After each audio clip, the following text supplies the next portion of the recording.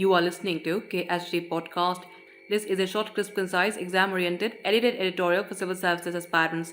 In this podcast, we are going to talk about global biodiversity frameworks. Source for the content is Flavia Lopes' article for IndiaSpend. Since its adoption following the 1992 Rio Earth Summit, the Convention on Biological Diversity has been pushing countries to protect biodiversity and slow and halt the rapid decline of species and habitats. But these targets mostly remain unmet. In 2010, 196 member countries adopted the Aichi biodiversity targets, which included 20 line items such as increasing awareness about the importance of biodiversity, removal of incentives and subsidies which are harmful to biodiversity, sustainable production and consumption. Claimed a UN Global Biodiversity Outlook report released in 2020, countries have failed to meet several of the Aichi biodiversity targets between 2011 to 2020. Despite progress in some areas, vast numbers of species remain threatened by extinction, and environmentally damaging subsidies provided by governments that account for more than $500 billion have not been ended, the report noted. It is in this context that the post-2020 targets are being proposed, and we report on what it must have as the world marks the International Day for Biological Diversity today. That is 22nd of May. The 2020 framework sets 21 targets and 10 milestones for governments to meet by the end of this decade. These include protecting a minimum of 30% of the world's oceans and land, reducing pesticide use by at least 2/3, eliminating plastic waste, and increasing financial resources dedicated to biodiversity to at least $200 billion annually. Scientists worldwide have been calling for an immediate paradigm shift in the way we produce our food, consumer goods, etc. Such a shift is not only necessary to tackle climate change but critical in mitigating the threat of biodiversity extinction, as increasing numbers of species of animals and plants face the threat of losing their habitat and their life. However, in December 2021, India's Environment Ministry proposed a draft amendment to the Biological Diversity Act 2002. The amendment, if ratified, will dilute the 2002 Act, which aims for sustainable, fair and equitable sharing of benefits between those who are using biological resources, such as companies, and the providers of resources, such as local communities, who have the associated traditional knowledge, we reported in February 2022.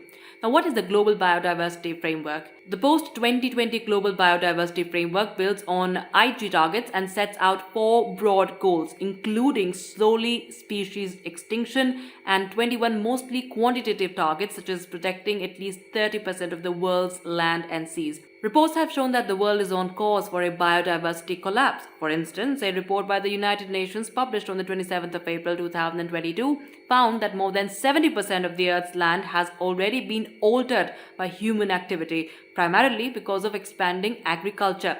Another report by the World Resource Institute published in 2021 found that the world lost 3.8 million hectares of tropical forests in 2021, the equivalent of 10 soccer fields per minute. The framework's text as it exists today mentions that we cannot achieve the targets if we continue the business as usual scenario. So we really need a transformative shift in everything we do. This includes involving indigenous communities and their ideas of diversity, conservation and sustainable use in such a framework. Several other biodiversity-related initiatives have been launched that will positively reinforce the framework. For example, in March 2022, 175 countries decided to sign a treaty pledging to eliminate plastic waste. The Global Ocean Alliance, an alliance of 72 countries, has also advocated that at least 30% of the world's oceans be designated as marine protected areas by 2030. At the COP26 to the UN held in 2021, the European Union and 11 countries, including Canada, Belgium and Japan, committed $12 billion over the next 5 years as part of the Global Forest Finance Pledge to reverse forest loss and land degradation. Further, leaders of 137 countries, which collectively account for 90% of the world's forests, also signed the Glasgow Leaders Declaration on Forests and Land Use that seeks to halt deforestation. India, which has 1.75% of the world's forests, has, however, not signed this pledge. Now, talking about disagreements on several issues, the COVID-19 pandemic had slowed the discussion on the post-2020 framework that was supposed to be adopted last year. Over the last 2 years, discussions took place virtually. The framework is still being negotiated, and some countries have not agreed to certain points, most notably the ones regarding how to monitor the progress and finance for redeveloping countries.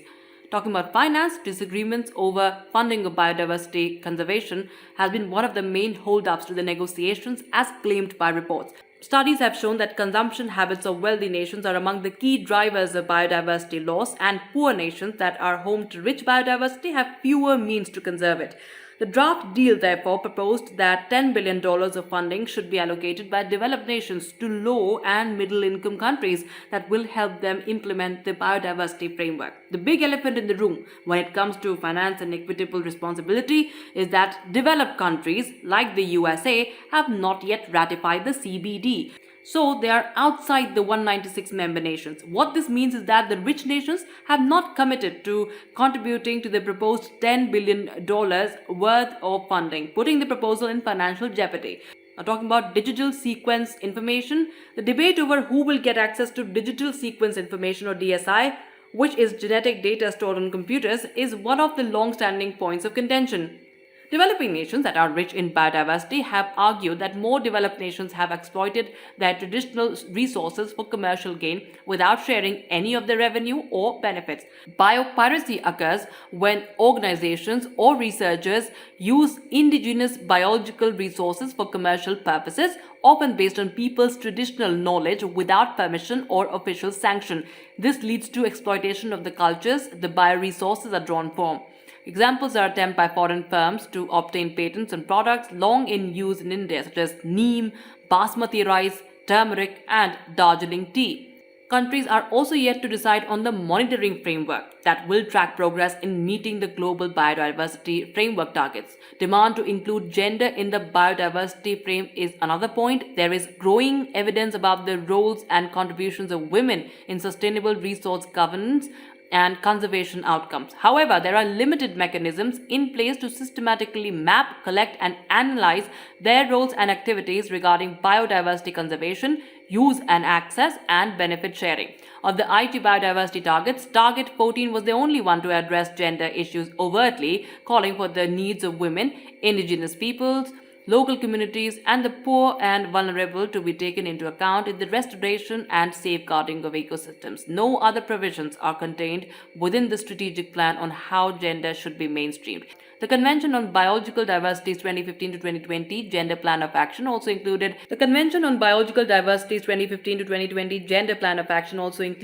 mainstreaming gender into national biodiversity strategies and action plans as one of the possible actions for integrating a gender perspective. During the Geneva session of March 2022, 13 parties to the Convention on Biological Diversity, including Costa Rica, Chile, Guatemala, Tanzania, along with several non-governmental organizations around the world, have supported the call for a stand-alone gender equality target in the post-2020 global biodiversity framework. What, if anything, comes of the demand is yet unknown.